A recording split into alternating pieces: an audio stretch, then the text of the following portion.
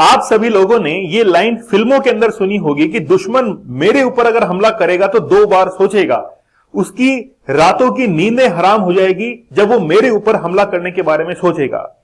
हाल ही के अंदर Vladimir Putin, जो कि अपने आप के अंदर एक बहुत डायनेमिक पर्सनैलिटी है, वो अपने देश से इतना प्रेम करता है कि वो अब ऐसी मिसाइल को इजाद कर चुका है जो कि आधे यूरोप को खत्म कर सकती है।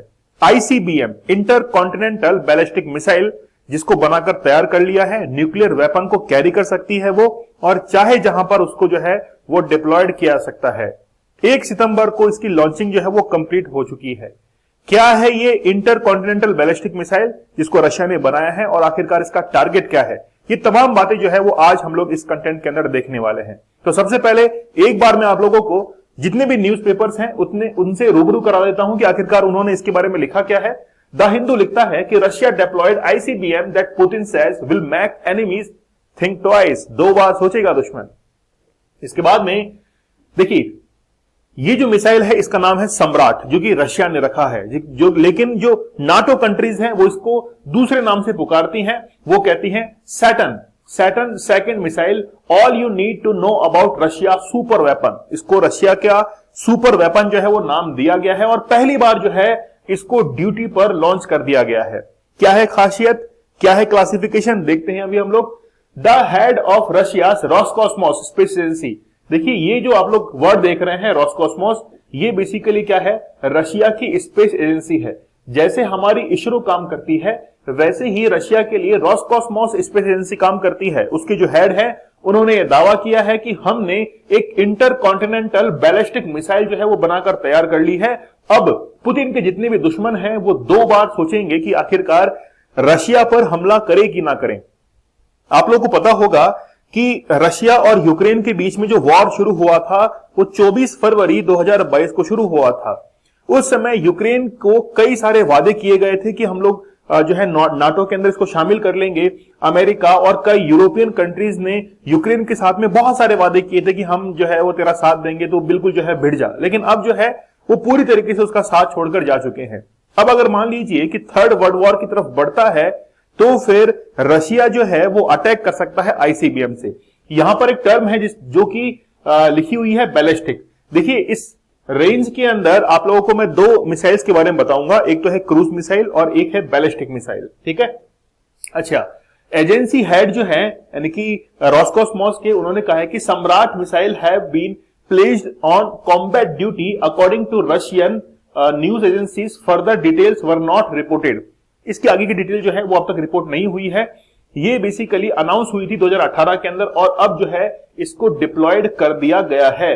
तो ये जो है मिसाइल वो सीलो बेस्ड मिसाइल है, capable of carrying multiple nuclear warheads. Multiple warheads मतलब एक टारगेट जो है वो उसने अचीव कर लिया है तो दूसरे टारगेट को वापस अचीव करने के लिए वो निकल पड़ती है। Is intended to replace the R-36, यानी कि पहले से R-36 जो आईसीबीएम मिसाइल है इसको क्या करेगी, वो रिप्लेस करेगी। लेकिन सबसे बड़ा खतरा है कि जो नाटो कंट्रीज है वो इससे बहुत डरी हुई है। सबसे पहले मैं आप लोगों को क्लासिफिकेशन बता देता हूं। मिसाइल जो है वो टाइप के बेस पे 2 प्रकार की होती है, एक तो होती है क्रूज मिसाइल, एक होती है बैलिस्टिक मिसाइल। सबसे पहले आप लोग बैलिस्टिक मिसाइल समझिए।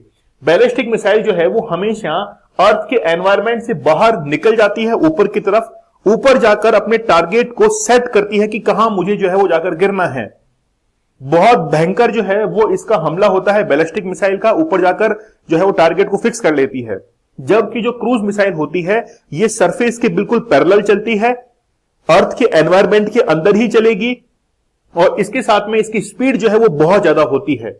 यहां तक कि ये जो क्रूज मिसाइल है वो अपने पाथ को चेंज भी कर सकती है अगर मान लीजिए टारगेट जो है वो मूव कर रहा है उस कंडीशन के अंदर। लेकिन अगर मान लीजिए कि बहुत भयंकर हमला करना है, अलग अलग टारगेट्स पे करना है, एक साथ करना है, तो बैलिस्टिक मिसाइल जो है वो यूज की जाती है।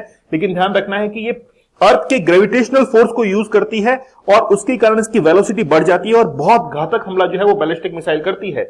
इसीलिए आईसीबीएम जब भी बनाई जाती है तो वो बैलिस्टिक मिसाइल की बनाई जाएगी, ना कि क्रूज मिसाइल को। अच्छा, एक चीज और है, बैलिस्टिक मिसाइल जो है इसको रडार आसानी से पकड़ सकता है, बैलिस्टिक मिसाइल को पकड़ सकता है, लेकिन क्रूज मिसाइल की हाइट इतनी नहीं होती है क्योंकि रडार ऊपर रह जाता है और ये क्रूज मिसाइल जो है वो नीचे चलती है। इसीलिए रडार की पकड़ में क्रूज मिसाइल नहीं आती है। ठीक है, अच्छा अगर हम लोग लॉन्च मोड के आधार पर देखें तो सरफेस टू सरफेस मिसाइल होती है, सरफेस टू एयर होती है, सरफेस टू सी मिसाइल होती है, एयर टू एयर मिसाइल, ये इसका क्लासिफिकेशन है। रेंज के आधार पर देखें तो यहां पर आप लोग आइए, शॉर्ट रेंज है, मीडियम रेंज है, इंटरमीडिएट रेंज है, और ये देखिए यहां पर लिखा हुआ है इंटर कॉन्टिनेंटल बैलिस्टिक मिसाइल। मतलब एक कॉन्टिनेंट से छोड़ा है तो दूसरे कॉन्टिनेंट में जाकर वो जो है अपने पूरे की पूरे जो टारगेट है उसको नस्तनाबूद करती है।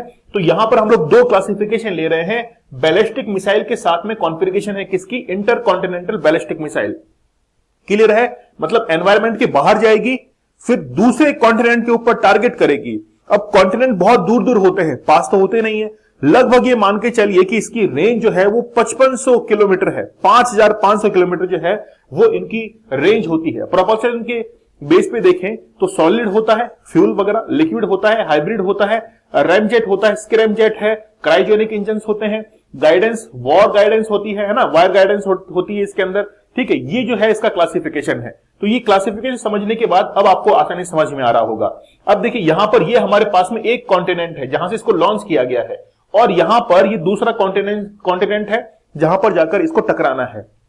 धीरे धीरे क्या किया, फर्स्ट स्टेज के अंदर इसने अपने जो इक्विपमेंट से जिसमें लिक्विड जो फ्यूल भरा हुआ था उसको धीरे धीरे ये क्या कर रहा है, अलग कर रहा है, और लास्ट में जाते हुए केवल और केवल वॉर हेड बचता है जिसके अंदर न्यूक्लियर वेपन आप लोग पुट कर सकते हैं, या फिर बायोकेमिकल वेपन आप लोग पुट कर सकते हैं, केमिकल वेपन पुट कर सकते हैं। तो ये सब जो है वो इसके अंदर होता है, और यही जो है वो जाकर टारगेट से टकराता है।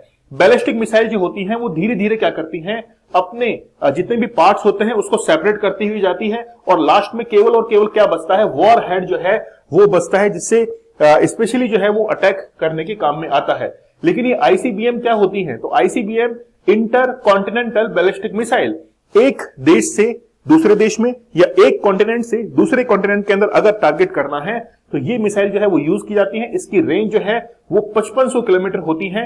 ये न्यूक्लियर वेपन अपने साथ में कैरी कर सकती हैं, यहां तक कि केमिकल और बायोलॉजिकल जो वेपन्स होते हैं इनको भी अपने साथ में जो है कैरी कर सकती है, और बहुत खतरनाक ये मिसाइल होती है। इसीलिए पुतिन ने कहा है कि दुश्मन अगर मेरे ऊपर वार करेगा तो वो 2 बार सोचेगा। ये जो सम्राट मिसाइल है जिसको बनाया गया है रशिया के द्वारा, इसका जो वेट है वो है 200 टन, 200 टन के आसपास जो है वो इसका वेट है, और मल्टीपल वॉर हेड्स इसके अंदर होते हैं। मतलब मल्टीपल वॉर हेड्स हैं तो मल्टीपल टारगेट जो है उसको भी ये अचीव कर सकती है।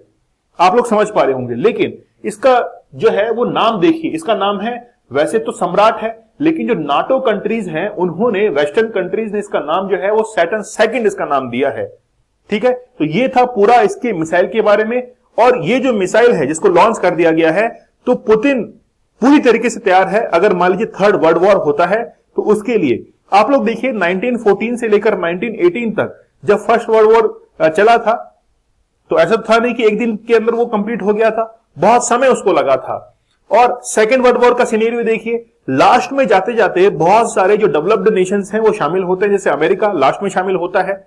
तो अभी ये वॉर शुरू हुआ है, हो सकता है कि आगे आने वाले 1 या 1.5 साल के अंदर, 2 साल के अंदर बहुत सारी कंट्रीज इसके अंदर शामिल हो जाए और थर्ड वर्ल्ड वॉर के अंदर ये कन्वर्ट हो जाए। उस समय रशिया की ये मिसाइल जो है वो काम में आने वाली है। आई होप ये जो कंटेंट है वो आप लोगों तक बहुत बेहतरीन तरीके से पहुंच रहा होगा। ठीक है, चलिए